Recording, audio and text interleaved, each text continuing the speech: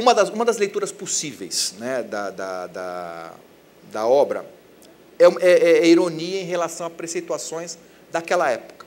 Então, eu vou citar um caso para vocês de um autor, né? Havia um autor do século 9, 10, chamado Abu Hayyan al-Tawhid.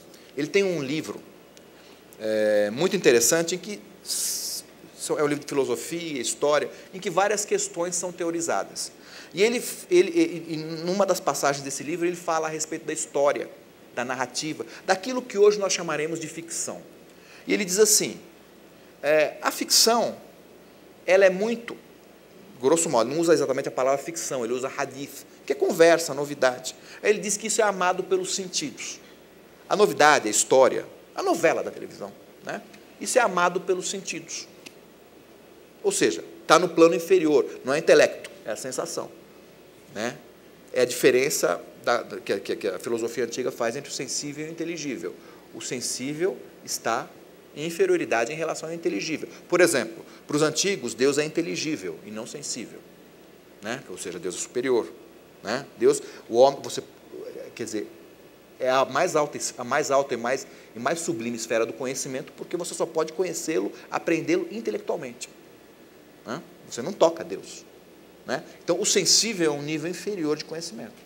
E aí se diz assim, a narrativa, a ficção, né, ela mexe com os sentidos.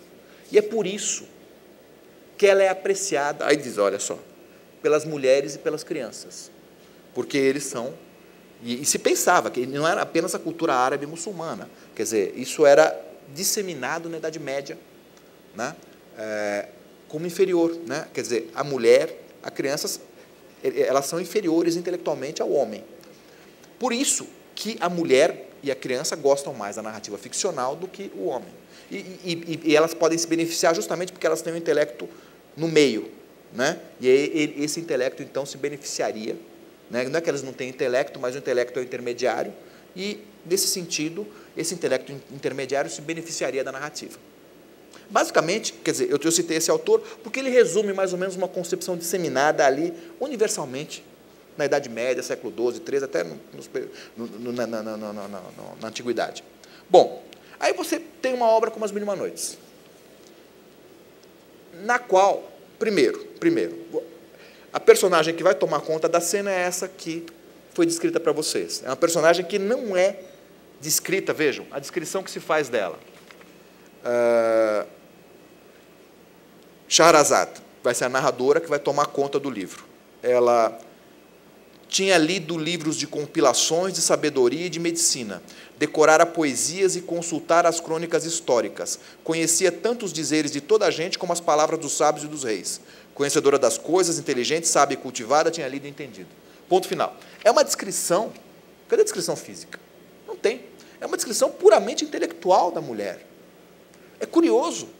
Numa narradora, nas histórias que a Shahrazad conta, todas as mulheres que ela descreve têm descrição física, antes de qualquer outra coisa. As mulheres são fisicamente descritas, com tópicas, com lugares comuns, é óbvio, mas são abundantemente descritas. Ela mesma não é descrita. E é uma personagem feminina, que vai controlar um rei estúpido ou louco que seja, por meio de quê? De narrativa ficcional. Ela não vai fazer sermão para o rei. Ela não vai ao rei dizer, olha, você está errado, porque é muito feio matar, viu? Ela não diz isso. Ela não faz nenhuma prédica de cunho moralizante para ele. Ela não apresenta nenhuma teoria. Ela não fala, segundo o filósofo fulano, o crime é a coisa mais hedionda que o homem pode... Não, ela não diz nada disso. Ela apenas contém esse rei contando histórias para ele. E que tipo de história? História ficcional. Ela mexe com esse rei, o que ela faz? Ela passa, quer dizer, o destino dela seria o mesmo das outras mulheres. Ela se casa com ele à noite, ele passaria a noite com ela e de manhã mandaria matá-la. Mas o que ela faz? Mediante uma artimanha com a irmã, ela combina, olha, depois que eu vou me casar com o rei, vou para o quarto com ele, depois que ele terminar o serviço, a palavra serviço aparece, né? Depois que ele terminar, é serviço, shogr é serviço, né? Você venha e peça para eu te contar uma história. É isso que ela pede para a irmã, e a irmã faz isso. Então, depois que o rei dorme com a rainha, né, a menina chega chorando e pede, olha, minha irmã, você vai morrer, eu quero que você me conte uma historinha. E ela conta. Conta, e vai até amanhã. No momento em que o rei vai mandar matá-la, ela faz que a história se interrompa num momento de suspense. Do tipo, o gênio ergueu a espada para matar o mercador. E aí a luz, o sol raiou, entendeu? A aurora aparece, e é o momento em que o rei manda matar. E aí ele tem duas opções, ou ele manda matá-la, ou ele prolonga a vida dela para ouvir o resto da história. O que ele opta por fazer? Ele está muito impressionado com a história, ele quer ouvir o resto da história, então ele fala, bom, então eu vou te dar mais uma noite, mais um dia de vida para você poder terminar. E aí o que ele faz? Ele sai, vai trabalhar, pega a sua maleta, né? Vai trabalhar. Mas é assim que o texto faz, ele vai exercer o seu reinado, né? Ele vai reinar e volta à noite. À noite, então, ela retoma a história, do ponto onde ela tinha parado. Mais ou menos como acontecia com as novelas. Hoje não é mais assim, né? Quando eu era garoto era assim, a novela se interrompia, assim, havia novela que se interrompia, o personagem dava um tiro, acabava e no dia seguinte você ia saber se o outro morreu ou não. Quer dizer, então, ela fazia isso de novo. À noite voltava, ela retomava a narrativa do ponto onde tinha parado e ia até amanhã, até o amanhecer. No amanhecer, de novo, outro suspense. E aí o rei, de novo, tem a opção de mandar matá-la ou, né? O que ele faz? De novo, e ele faz isso por 1001 noites. Né? E aí, então, depois de 1001 noites, ele está curado. Já não é. Eu tenho a tese de que na primeira noite ela já ganhou. Né? Na primeira noite ela já curou o rei. Mas o curioso e o irônico está no fato de que as histórias que ela conta para ele não são histórias edificantes, não são histórias moralizantes, e não vai dar para entrar nisso, não são histórias que têm que ver com o tipo de narrativa, vamos dizer assim, de cunho exemplar, didático, moral, que proliferava então na cultura árabe. São histórias puramente ficcionais de terror, de suspense, né? E são essas histórias que, conforme a convenção teórica, teriam que interessar mulheres e crianças, são essas histórias que interessam, na verdade, a um rei, e não nem a mulher nem a criança. Quer dizer, ela, como é uma personagem feminina, como personagem feminina, ela domina a cena e domina o rei. Né? Num universo em que, do ponto de vista teórico, seria o contrário. É a mulher que se deixa, é a mulher que gosta de ficção, é a mulher que tem o intelecto no meio. O homem não gosta disso. E, no entanto, isso é óbvio e evidente que é irônico, porque se trata de uma mulher, de uma personagem feminina, utilizando a narrativa, ou seja, utilizando a ficção para exercer domínio sobre um homem. E tem outras passagens no livro que evidenciam que se trata de uma ironia muito forte, né?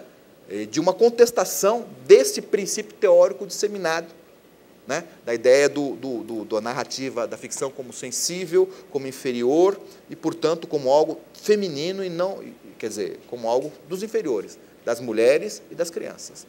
Quer dizer, a narrativa quebra isso, impõe a voz de Scheherazade como dominante o tempo todo, né? E, às vezes, muitas das histórias são de outros lugares que são introduzidas nas 1001 noites, né?